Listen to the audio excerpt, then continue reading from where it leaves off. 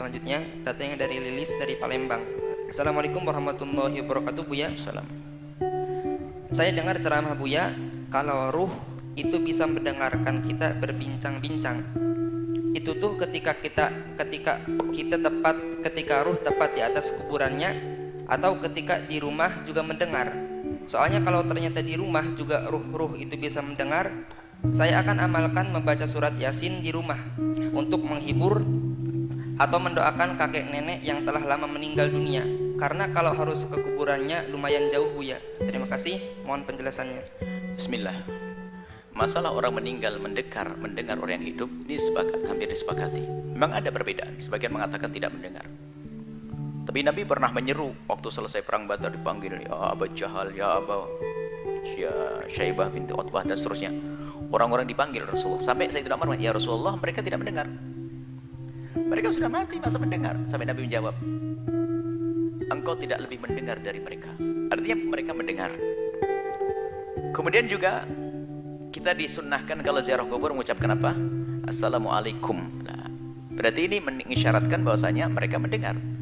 Mereka mendengar salam kita. Assalamualaikum ahlad diyar minal mu'minin wal mu'minat wal muslimin wal muslimat wa inna insyaallah bikum lahiqun nasallallahu wa lakumul afiyata.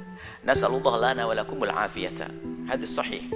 Baik, masalah mendengarnya orang meninggal dunia adalah sudah jelas. Tidak usah bertanya lagi, tidak usah ragu lagi. Orang meninggal dunia mendengar omongan. Bahkan dalam hadis juga waktu ada orang mengkubur, dia akan mendengar terompah kaki berjalannya. Di saat meninggalkannya, dia mendengar semuanya. Kemudian yang kedua, tempatnya alam barzah itu bukan di kubur itu. Kubur itu menyimpan jasadnya seorang manusia. Alam barzah ini sampai digambarkan dia sudah alam. Jadi alam itu ada alam rahim, ada alam dunia, ada alam barzah, ada alam akhirat nanti. Dan alam rahim dengan alam dunia itu beda. Gedean mana? Gede alam dunia. Jadi alam rahim dengan alam dunia, gede alam dunia. Apakah setelah itu ada orang pengen masuk lagi ke rahim? Nggak ada. Alam barzah itu dengan alam dunia sampai dikatakan seperti perbandingannya seperti alam rahim dengan alam dunia. Gede alam barzah, Anda tahu. Seperti apa dan di mana tempatnya? Anda mati baru tahu nanti. Nah, kemudian setelah itu ada alam akhirat, surga dan neraka. Wah, yang luasnya sudah. Nah, jadi alam barzah itu beda dengan alam dunia. Undang-undangnya pun beda. Sampai Imam Malik mengatakan mereka itu punya roh mutlak, tidak terikat dengan materi. Artinya bisa melihat dengan cara undang-undang di alam barzah, bisa melihat Amerika, Jepang dan sebagainya dalam waktu saat. Cuman cara pandangnya bukan cara pandang syahwat. Sampai suatu kita ada yang bertanya, jadi kalau orang tua kita melihat kita, malu dong saya berhubungan suami istri. Sampai pertanyaan, masuk akal pertanyaannya. Sekarang dipikir dia melihat kita dengan undang-undang dunia.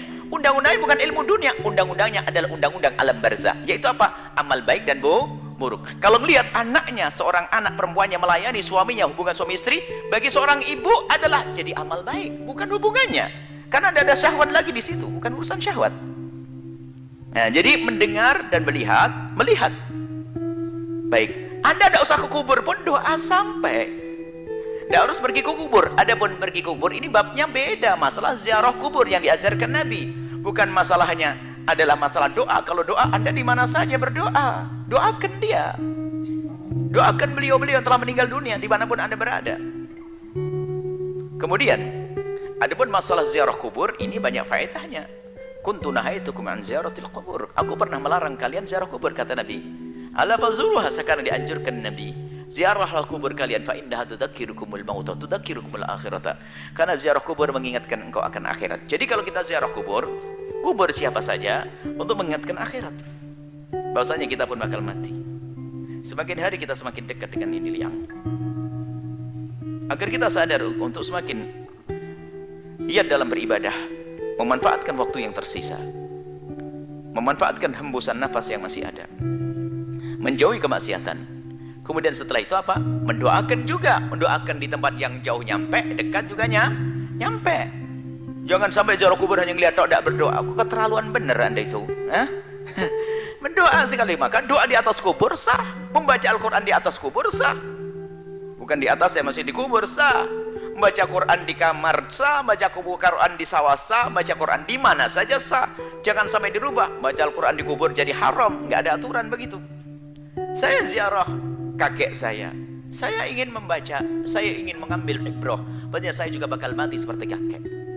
Cukup sampai di situ saja. Kok pelit banget kamu, nggak pernah doain? Ya doa dong. Allah firlahu warhamhu wa'afi. Cukup dengan doa. Ada sebab-sebab dikabul doa. Apa itu? Dengan amal soleh, baca Quran, baca ini dan sebagainya, agar doa dikabul. Belum lagi masalah ihda'u thawab yang ulama kebanyakan mengatakan nyampe, pahala baca amal baik sebaik-baik banyak-banyaknya lalu Anda hadiahkan. Bagi yang mengatakan tidak sampai, itu urusan Anda. Saya kirim kepada Anda, insya Allah, jangan khawatir. Yang nggak percaya tetap saya kirimin nanti. Jadi permasalahannya adalah ini beda masalah ziarah kubur. Jadi kalau Anda dalam mendoakan, biarpun Anda tidak bisa ziarah, jangan lupa doa. Ziarah Anda dengan batin Anda, ziarah kubur. Itu adalah memang sunnah. Nggak ada yang mengingkari masalah ziarah kubur ini. Ziarah kubur adalah sunnah. Ziarah kubur asal manusia saja sunnah. Bagaimana jika itu ziarah baginda Nabi Muhammad sallallahu alaihi wasallam? Ada akhir zaman yang mulai dirubah. Ziarah kubur Nabi jadi bid'ah. Aneh sekali. Ziarah orang tua kita sunnah, ziarah kubur Nabi jadi bid'ah.